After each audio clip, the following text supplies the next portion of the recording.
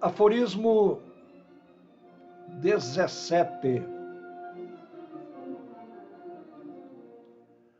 Onde a vontade de poder começa a decair,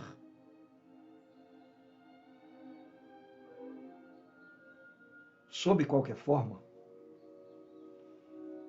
há sempre um enfraquecimento fisiológico que a acompanha. Um declínio, uma decadência. A divindade dessa decadência, cortada de suas virtudes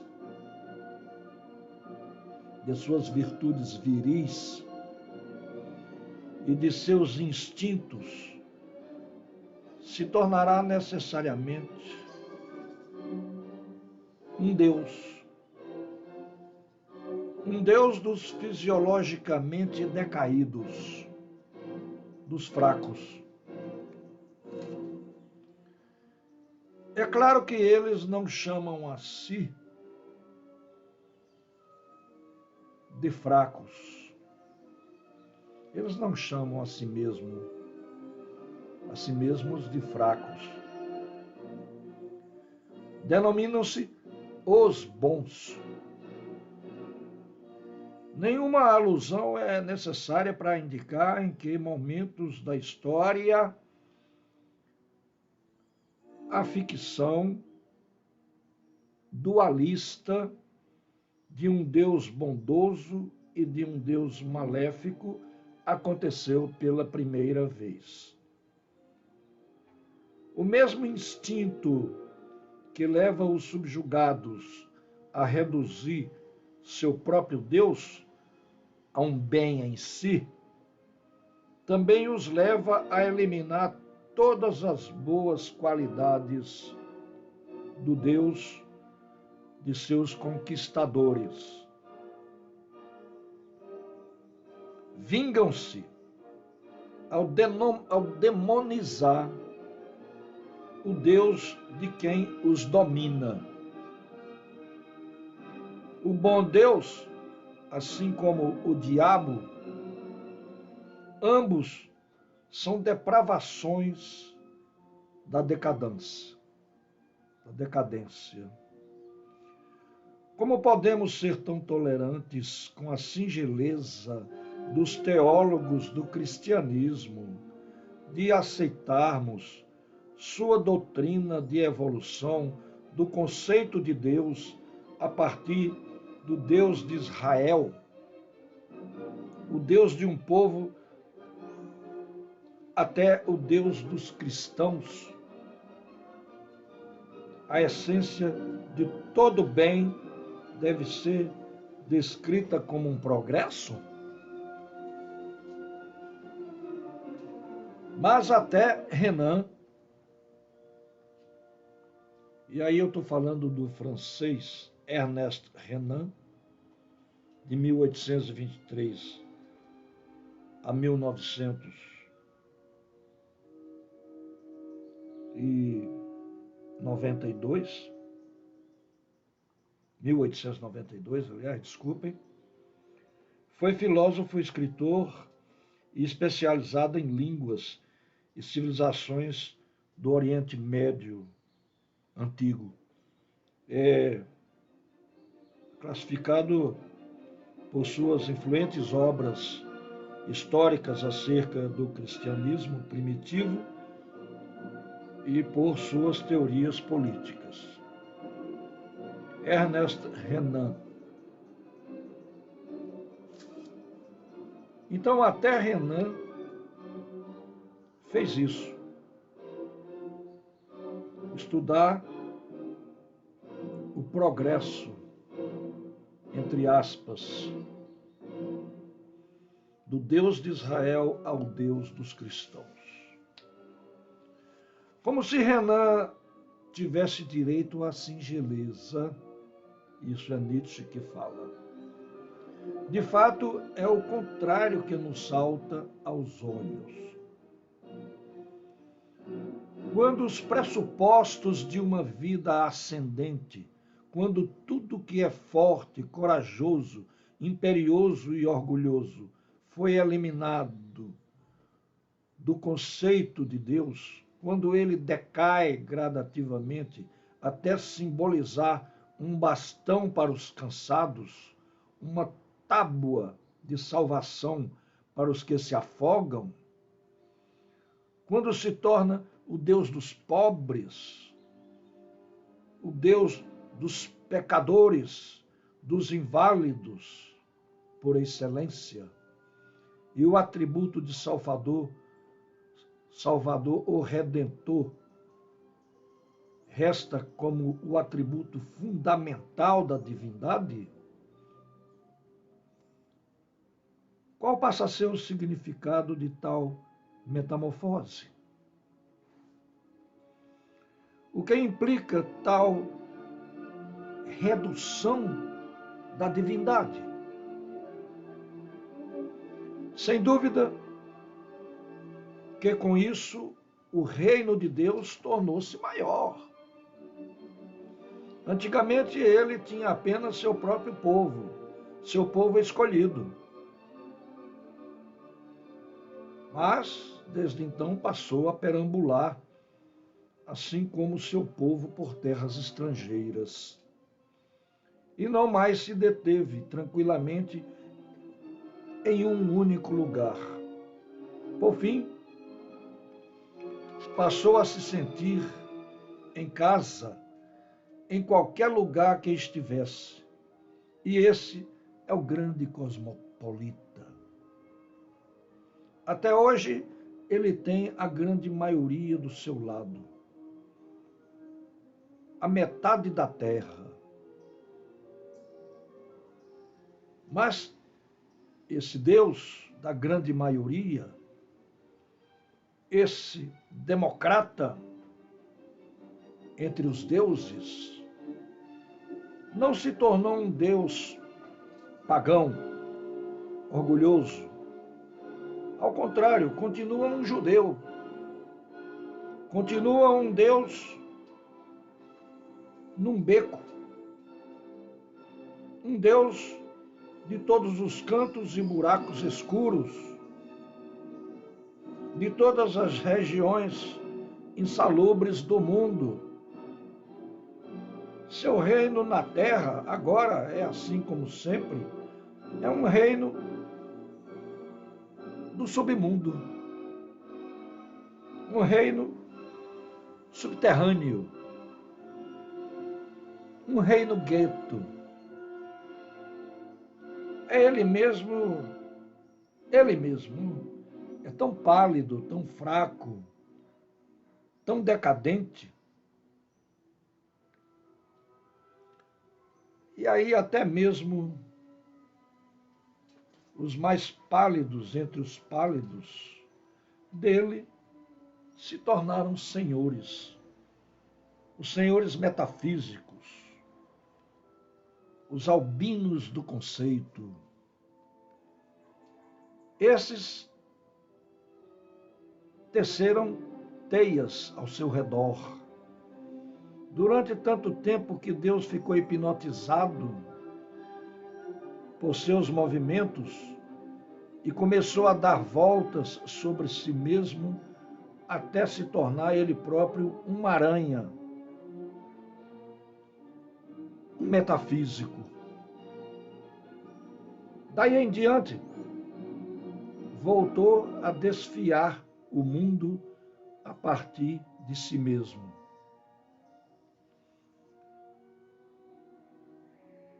Sob espécie Spinoza.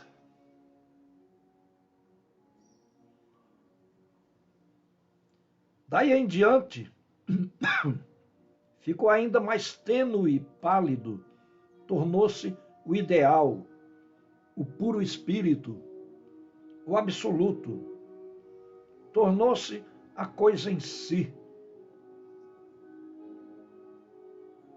A ruína de um Deus. Deus ter se tornado coisa em si.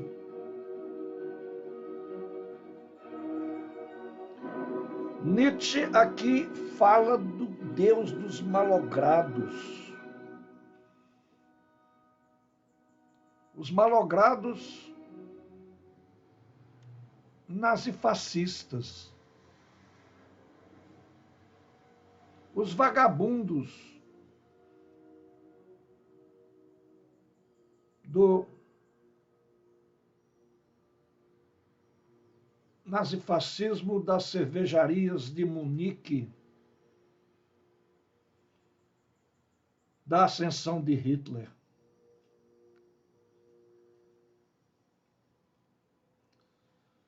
O Deus de Israel passou a ser Deus dos cristãos.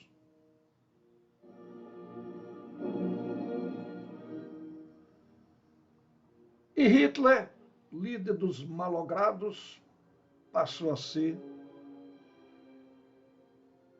adorado depois um sacerdote do nazifascismo,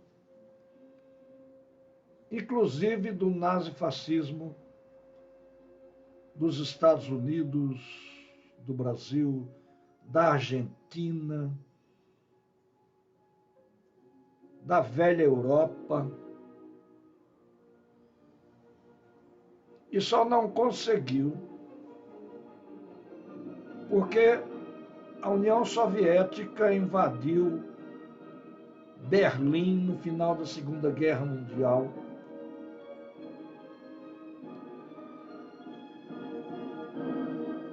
A ser também um sacerdote asiático. Hitler foi vencido pelo inverno russo e depois teve que amargar o suicídio nos arredores de Berlim com a entrada dos tanques soviéticos, que ganharam a Segunda Guerra Mundial. O Exército Vermelho foi quem ganhou a Segunda Guerra Mundial.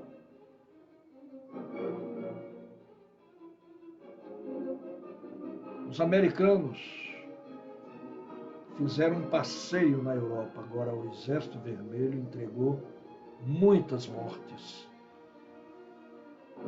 para desbancar o Deus dos malogrados e o seu sacerdote maior chamado Adolf Hitler. Aqui no Brasil, tentam, mas não conseguem resgatar este Deus dos malogrados. O Brasil tem muitos deuses. Tem os deuses do candomblé, os orixás. Tem o budismo. Tem os ateus, que são poucos, mas existem.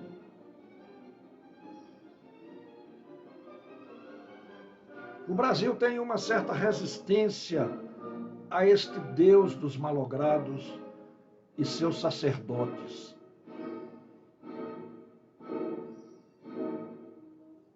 É por isso que os evangélicos estão vindo aos poucos, junto com Marina Silva, apoiar o Lula.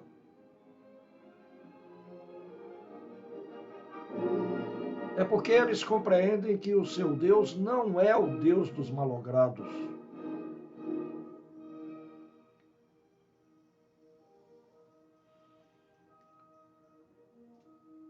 Nós somos uma nação miscigenada.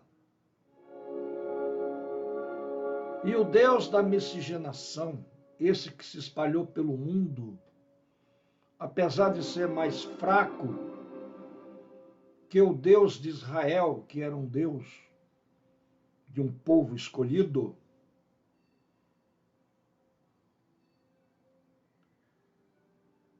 ele não conseguiu fazer com que o nosso povo fosse totalmente de um rebanho, de um gado que seguisse às cegas.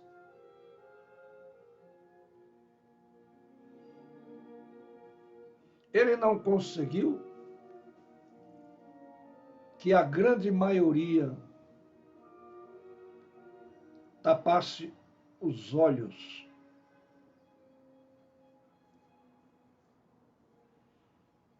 às irregularidades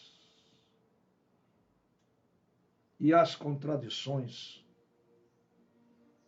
de um sistema capitalista em falência.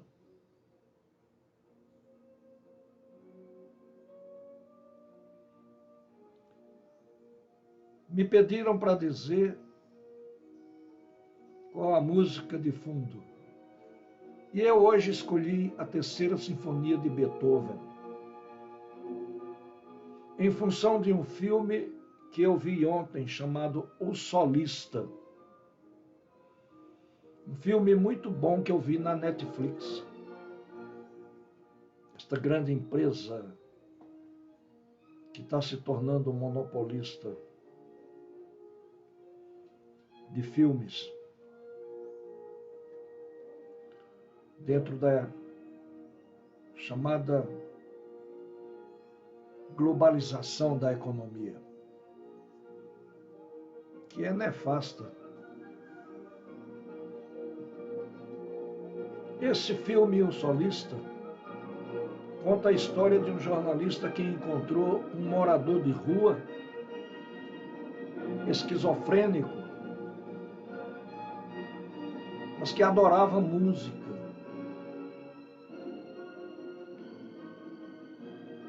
E esse morador de rua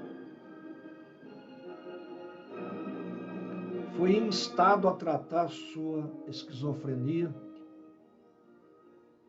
pelo jornalista, e o filme é muito bom, vocês ouçam, porque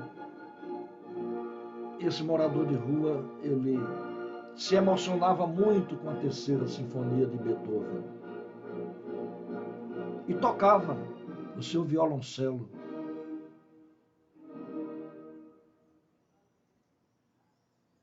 E imaginariamente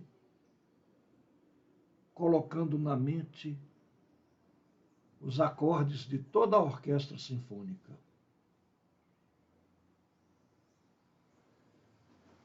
O jornalista tanto lutou que resgatou a dignidade do morador de rua. Músico. Um músico nato, maravilhoso.